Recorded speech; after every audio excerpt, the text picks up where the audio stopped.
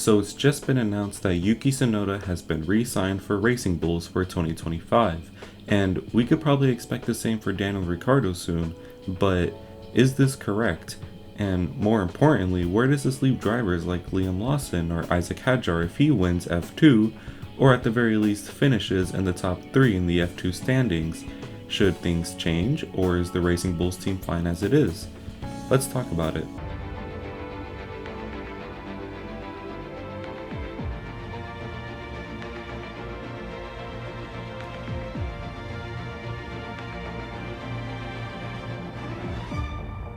So like I said previously, Yuki Tsunoda has been re-signed for Racing Bulls in 2025, and one part of me is happy for Yuki since he really has started to prove to us why he is F1 material and deserves a seat on the grid.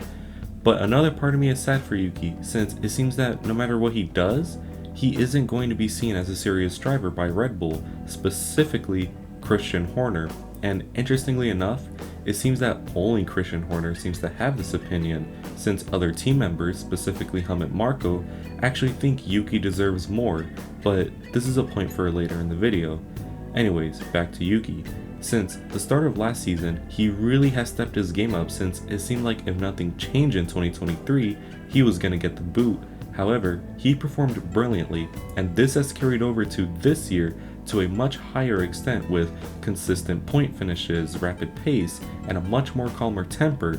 In my opinion, it's not controversial to say that Yuki has been a top 5 driver this season, and if he's not going to get promoted soon to Red Bull, then I'd say he 100% deserves his spot at Racing Bulls, but this is the only driver with that sentiment. Moving on to Daniel Ricciardo, and it's no secret that he has been trashed for the majority of this season. He had an alright race in Bahrain, but until China, he was getting beat bad, and lots of people, including myself, believed that he should get dropped from Racing Bulls and replaced by Liam Lawson. However, things then got tricky. In China, he had pace, and while he did fall victim to Daddy's Cash's antics and unfortunately had to retire from the race, he had pace, which clearly carried over to Miami, where he qualified and finished P4 for both of the sprints. And since then, he's actually been very solid, which has now put the team in this dilemma of having too much talent and not enough seats. While I think they want to keep Yuki for his pace and young age, Daniel is 35, and yes, while he does have pace, he is 35.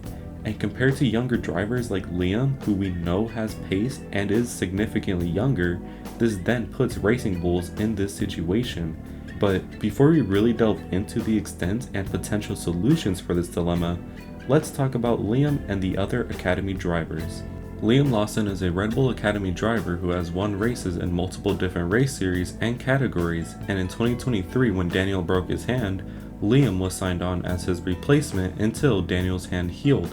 And during this time, Liam performed remarkably well, from him surviving Zandvoort's tricky conditions to the legendary 2023 Singapore Grand Prix, where he knocked out Max Verstappen in Q2 and finished in the points. It was clear that this guy was F1 material and should have a seat, but how does he get a seat? Like I said before, Daniel and Yuki are cooking in Racing Bulls right now, and this puts Liam in a tricky position since he has stated himself that he thinks he should be on the F1 grid. But is this ever going to happen? Well, we'll just have to wait and see. Now, Liam isn't the only driver worth mentioning, since I think we should also give Isaac Hadjar a shout. Now, I know the F2 season is nowhere near completed, but Hadjar has been brilliant. He already has multiple podium finishes and 2 feature race wins, which could have been 3 in a row had he not been caught out by the safety car.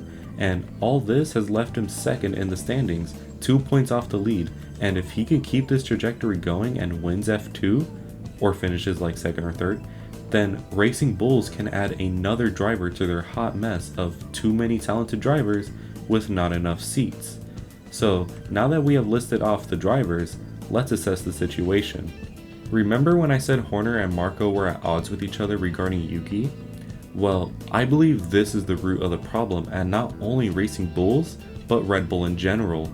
Specifically, I think this root is just too much influence that both Horner and Marko have, which has now led to something called the Red Bull Civil War.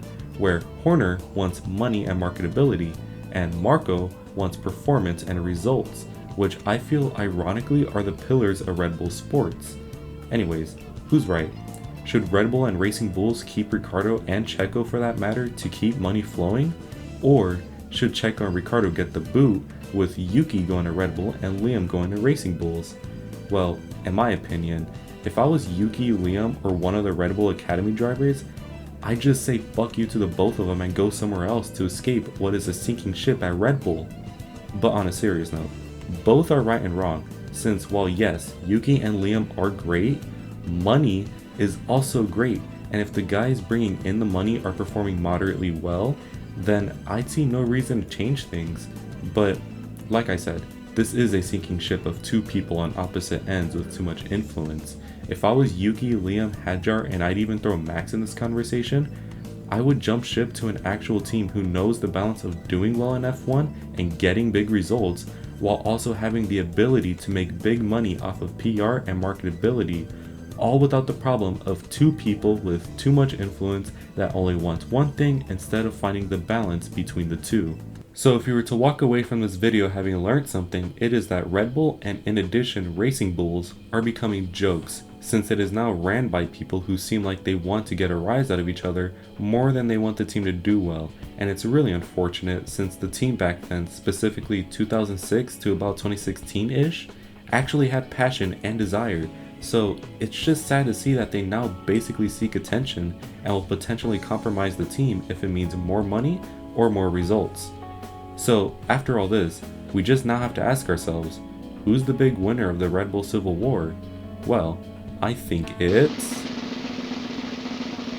Adrian Newey. Let me know in the comments what you think of the situation, and don't forget to like and subscribe.